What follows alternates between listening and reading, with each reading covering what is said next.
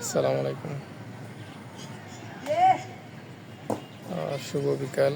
আপনারা দেখতে পাচ্ছেন ছোটবেলার স্মৃতি মনে পড়ে গেল।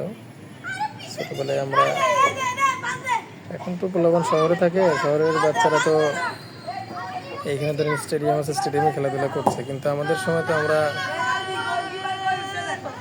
ধানের খেতে, ধান কাটার পরে পুরো চড়া ফাঁকা থাকে, সেই চড়ার মধ্যে এরকম বল নিয়ে খেলাধুলা করতাম।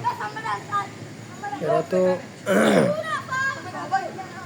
এরা সৌভাগ্যবান যে এরা শহরে আছে বিধায় এরা স্টেডিয়ামে খেলাধুলা করতে পারতেছে।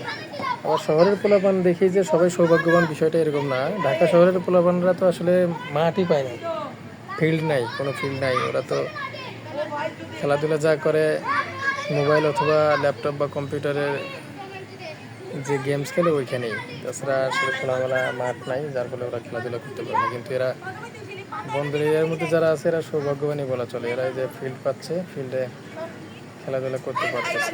দেখতে পাচ্ছেন ছোটবেলার সেই স্মৃতিগুলো আসলে এদেরকে দেখলে বারবার মনে পড়ে যায়, নাড়া দেয় জীবনের। ধন্যবাদ সবাইকে। আসসালামু আলাইকুম।